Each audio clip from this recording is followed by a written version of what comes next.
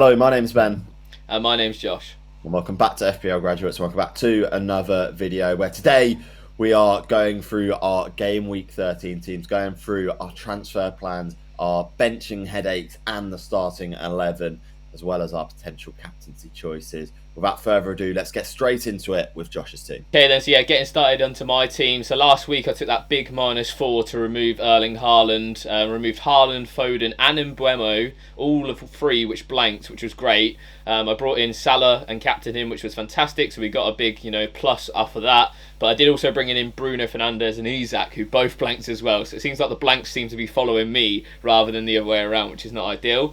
But going into this week, I've got one free transfer to use. I do plan on using it, which I'll discuss a little bit later on when I go through my full team. But yeah, getting it started in goal, we've got David Raya. More than happy to have that Arsenal coverage. I've had him all season long now, and obviously that clean sheet last week was nice to obviously stop that barren run of no clean sheets for Arsenal. I'm expecting a few more in the upcoming weeks ahead. In defence at the moment, I've got Diogo Dalot. To be honest, I actually think there's a risk that he could get dropped relatively soon. Amarim was speaking quite negatively about him post-Ipswich game. Obviously, we're recording this Thursday morning, so they play tonight, so it'll be interesting to see how they line up, who's going to be playing where, because I think, he's at risk of rotation, to be honest. If he does play, though, that wing-back role, he's got quite high attacking threat. We saw for the Rashford goal, he was open at that back post, so I think there is genuine goal threat for him and assist threat if he does start. Man United as well, also the second most likely to keep a clean sheet according to the bookies this week. Ryan Aït-Nouri seems to just be blanking week after week. He does carry that attacking threat though, and I always try and pick my defenders with that attacking threat in mind. I think the clean sheets are super hard to come by right now, so I'll be trying to base it on those attacking minded defenders a little bit more. Obviously I'll keep him for a few more weeks now. Obviously their fixture run is nothing to be sniffed at, especially in this tricky period. He is on 4 yellows, so yeah, if you are looking to bring him in, I'll just be cautious because obviously 1 yellow and he'll be suspended. We've got Jacob Greaves to finish off the back line. I'm hoping that he does start so that I don't have to make a defensive transfer. My defenders on the bench, as you can see, Rico Lewis has got Liverpool, Mikalenko's got United, so they're not the best fixtures in the world. I don't even think Forest is necessarily a best fixture in the world for an Ipswich defence that's probably the second worst for expected goals conceded this season. So it's not an ideal pick. Obviously Greaves just coming back from injuries, yet to feature in the matchday squad, so I don't expect him to play, but I'm just hoping he probably plays over those guys on the bench because I think there could be some maybe minus points on there at the moment. What's the thoughts on the defence, Ben? And yeah, maybe not too much about Greaves. No, not too much to say about Greaves. It's a difficult situation. Obviously, I think with a lot of FPL managers, you're going to be looking at your team and thinking, oh, hang on, this looks a bit weak this week. But it's the same for everyone across the board. It's not the greatest game week in terms of like the fixtures on paper, but you never know. You could see sort of an attacking return from like Nuri, or sort of Dalot could start and keep a clean sheet. So there's potential there to get points. It's just one that sort of you can't be sort of too expecting. It's interesting what you say about Dalot. You just don't know what Amarim's gonna do because it's so early on, which is sort of why we make the case to say, look, wait and hold on those Manchester United transfers. Josh has clearly ignored his own advice and gone ahead and sort of gone all in on the United assets. But yeah, all in all, expect again, hopefully 2 out of the 4 of those to keep a clean sheet. Okay then, so we're going to move into the midfield now, and obviously this is where it's looking a little bit more stacked than it has been in recent weeks. Obviously we're going to start with Salah. He does have the armband at the moment.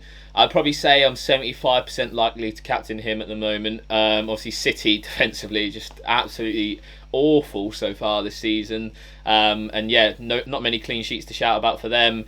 I think Salah in general, City tend to concede a lot of their chances through the middle and also on their left hand side, and obviously Salah's going to be operating there. I just think it's going to be a good game for him no matter what. So yeah, the armband's not a bad place to put it on him this week. You could go differential. I think this is one of those weeks where you could look to captain someone a little bit different. So if you're fancying another asset, then by all means go for it. Morgan Rogers up next, Chelsea away. I ideally didn't want to play him this week, but obviously with that Semenyo suspension for this Wolves fixture, sort of forced into it. So yeah, he's playing there at the moment. Bruno Fernandes has Everton at home this week. I'm hoping for a bit more from him in this new system. He's playing in a more advanced role, just didn't get as many touches as I want against Ipswich. I think that will probably change going forwards. United in general after 90 seconds looked pretty poor, so hopefully they start improving on that. And then Cole Palmer finally, going into this game week, I was planning on captaining him. I think maybe if he didn't get his shot blocked by Madueke last week, I'd be more confident on it, but he has blanked 3 games in a row now. So yeah, for me, I probably will. I just don't see myself captaining him basically at the moment. I think the fixture is decent. I think it has that vibe of that Brighton game where, you know, Brighton defensively were good, but he managed to score 5 goals against them. I think it's a similar sort of vein. The underlying data for Villa is great, but they tend to concede most weeks, as everyone knows. If you watch this channel, I hate the Villa defence. So yeah, I think he's a decent option for captaincy. If you wanted to go a bit differential, then by all means go for it. But for me, I probably won't be edging it that way this week. What's the thoughts on the midfield, Ben? Yeah, I mean it's a very strong midfield this week, and sort of compared to sort of the rest of sort of the FPL teams that I've seen, it's one of the stronger ones out there. See what you mean about Palmer. I'd seriously be considering the captaincy though. Like it's the home fixture against Villa. It's decent. I guess like with Palmer, it's one where the form does come into consideration a little bit more than it would sort of normally, just because Salah's been so good. So yeah, you've played it safe with the captaincy. There can be strong considerations for it, but yeah, at the end of the day, it's just who you feel more confident in scoring. And Salah's obviously looking like he's scoring all the time, so that's what sort of where you're at. Yeah, a little bit difficult one with sort of playing Rodgers. You know, in an ideal world, you would have wanted Semenyo, but there it is, and you know, like you're going to have to sort of make that decision on, you know, who you're going to start in weeks going forward, and at least your decision's been made for you, and you won't miss out on a Rodgers Hall on the bench, as many managers have missed out on so far this season. Nice. So then moving on to the front three, then we've got obviously Ollie Watkins. So I'm really doubling down on that Villa attack this week. I don't mind it too much, just because their fixtures after this Chelsea away game are really nice. They've got a run of 3 nice games. Southampton's in there, so yeah, happy to have them at the moment. Obviously Watkins did return last game week, which was nice as well. I think Chelsea in general defensively, they're not the worst, but definitely not the best, so there could be some goals in that game. Isak, obviously blanked last week when me and Ben brought him in. Disappointing. He had the chances, scored an offside goal, just couldn't get those FPL returns. I'm still happy to have him though. I think the next 3 aren't the greatest in terms of fixtures, but after that, again, Newcastle go on a really, really nice run. So yeah, happy to own him for the long haul at the moment. We then have Raul Jimenez at the moment, Tottenham away. Probably looking to sell him, to be honest. It's quite an easy move to move him down to João Pedro and really attack the upside of that Southampton at home fixture. I could make a defensive transfer and just keep Jimenez, but I think the upside for me is definitely chasing that Southampton at home fixture for Brighton. So I'll be almost certainly looking at bringing in João Pedro this week, unless we get any sort of negative updates out of nowhere about his fitness. So yeah, what's your thoughts on that? Those front 3 and then the planned transfer move, Ben? Yeah, the front 3 is going to look really strong this week for you. Ollie Watkins, obviously, it's not the easiest fixture, but you'd back him sort of in most weeks to score. Isak, the underlying data is fantastic despite a blank last game week. It just is there, and I think the Halls are sort of just around the corner with him. And yeah, with João Pedro, like I think it's the easy and the most logical transfer for you to make. You've got to attack that fixture for Brighton in any way that you really can, and that makes the most sense for me, and a lot of managers will be doing very similar. So yeah, definitely agree with your transfer. Okay, so moving on into my team, we're currently ranked at 92k in the world, and in terms of what we've got available to us, we've still got the wild card. I'm planning on using that in game week 16. We've got 1 free transfer and 0.2 in the banks. We've not got too much to sort of work around with the team this week, which there's a couple of problem issues in there. In the defence, as you can see, Raya in goal, just like Josh. You know, let's hope that Arsenal can sort of get back to sort of getting some bonus points for Raya, as we've seen before. Managed to get the clean sheet last week, so you know we're getting back to sort of where we want to be with the Arsenal assets. Hall in there from Newcastle, brought him in last week and he blanked, but he did play fantastically well against West Ham. I was quite impressed with him on the eye at least. Got involved in some corners as well later on in the game, so he's got that potential of getting sort of assists from there as well. And deliveries are decent, and attacking threat is definitely there. So more than happy to own him for sort of the upcoming fixtures. Let's hope Newcastle play a little bit better in the upcoming game than they did against West Ham. Aït-Nouri in there as well.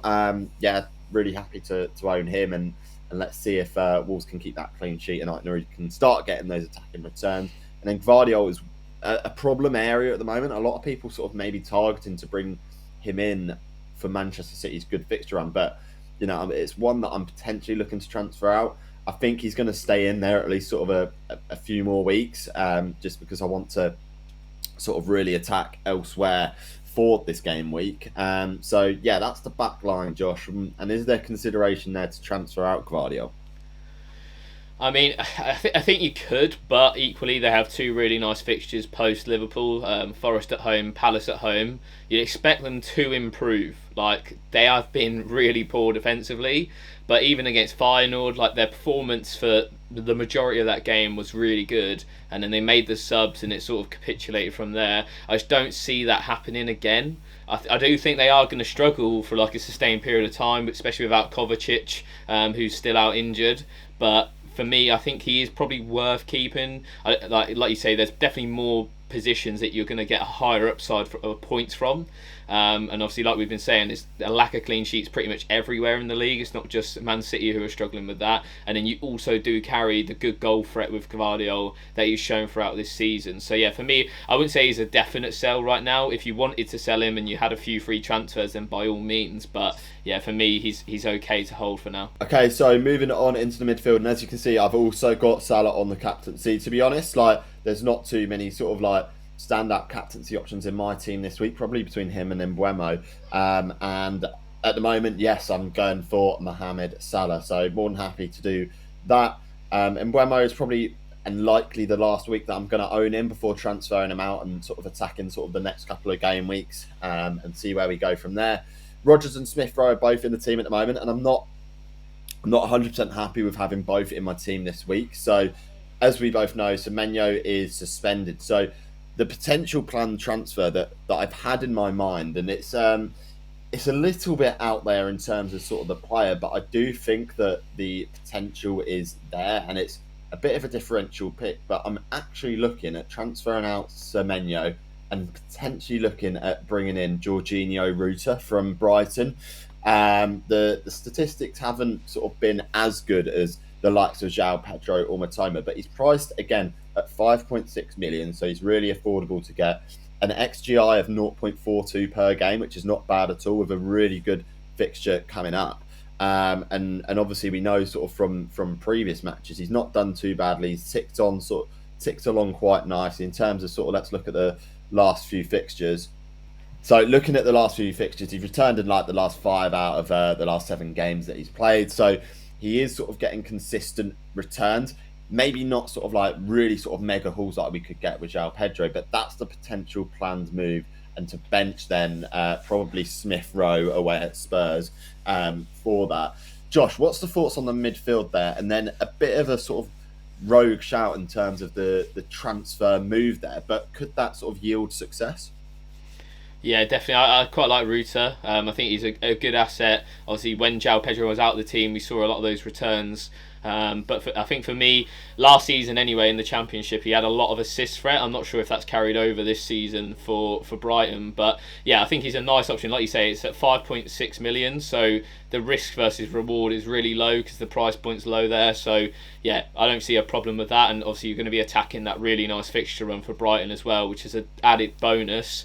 I think in general the midfield's pretty solid. I don't even mind that Smith Rowe pick against Tottenham away. As I mentioned before, the Spurs defence is absolutely decimated at the moment. There's no Van der Ven, no Vicario. Romero might be out this week, so I know they kept a clean sheet against Manchester City, but I don't expect them to keep clean sheets week in, week out, especially when they're playing a team that's going to be more happy to sit in and hit them on transition. I think that's where they'll struggle more so than a team like City, who are going to have the majority of the ball. And Mbeumo is interesting. I think everything points towards a return other than his individual data. I think in the last 3 game weeks he's like had almost like no shots on target, I think the stat is. So yeah, he's really sort of lacked in numbers, as we've mentioned in the last few weeks since Damsgaard's come into the team and they're playing that almost like 4-3-3. It makes him really, really wide, and obviously the goal threat sort of disappears unless he's going to get a penalty or a set piece or something like that. So yeah, for me, I personally wouldn't be captaining him this week if anyone's thinking about doing that, just because, yeah, like I say, his individual data is just not up to scratch of what we've seen at the start of the season. Saying that though, against newly promoted sides this season, Brian Mbumo has 4 goals in 2 games. So yeah, it'll be interesting to see which way that sort of dynamic swings going into this game week. But overall, really, really solid. Okay, and moving on into the strike force, we've got Haaland, who is away at Liverpool, not at Tottenham at home. We're persisting with him. Let's see how he does this week. Like he's scoring goals in midweek. He's just not correlating it through to the Premier League at the moment. So let's see if that City game is a goal fest. Like we could very well see that Liverpool City game being a fantastic game because Liverpool are so good going forward. They've been really good defensively, but City just need to outscore Liverpool in this game. It's as simple as that. Like they're not going to keep a clean sheet. They're just going to need to attack and just score more than the other team. Like, I know it's a bit cliche, but that's absolutely what I think is going to happen in that game. So happy to own Haaland this week again. In terms of like the 2 premiums, like it's between Haaland and Palmer, who are both blanking at the moment. So it's a case of who could get off the mark first almost. Cunha, who has Bournemouth at home, not Fulham away. He did well against Fulham away last week, so if he had that fixture again, wouldn't mind it at all. He's been in fantastic form, and Alexander Isak up top as well. With my strike force, it does mean, however, that I wouldn't be able to facilitate a João Pedro move. I wouldn't be able to justify it anyway. Taking out Cunha, Isak or Haaland for João Pedro, I just couldn't, justify that move, and then potentially using a second free transfer elsewhere and a -4. So yeah, that's the team. On the bench, we've got Konza, Harwood, Bellis. In an ideal world, I don't want to play either of them. So, yeah, we'll just have to wait in there and see on that. That's the team. That's the potential transfer plans. Josh, what's the overall thoughts there? Yeah, front 3 is solid. Like you mentioned with Haaland, he keeps blanking. It's just, yeah, there's no one. Well, you could move him to maybe like a Saka. Obviously, he came into form sort of last week. I think Arsenal in general do look a lot better since Odegaard's come back into the team. So something to think about. Obviously, you could easily move Haaland down to João Pedro and then have 10 million to play with, which is absolutely mental with like a midfielder pick. So yeah, you could go rogue with that -4. But see, I know at your rank, you're obviously going to try and take as less hits as possible, and I think the Ruta shout is a nice one. It's obviously just trying to maybe move that one step ahead if you're not going to want Haaland for these next few to go and get that other premium. Okay then, so that wraps up our team reveals for game week 13. You'll be watching this Friday morning, so remember the deadline is actually Friday night because Brighton and Southampton play at 8 o'clock on Friday night, so make sure you get your teams locked in before that 6:30 deadline. Any questions as well for your teams, do put them in the comments and I'll try and get back to as many of them as possible. Yeah, and as always, please remember to like, comment and subscribe to the FPL Graduates. I've been Ben. I've been Josh. We'll see you guys next time. Have a good game week, everyone.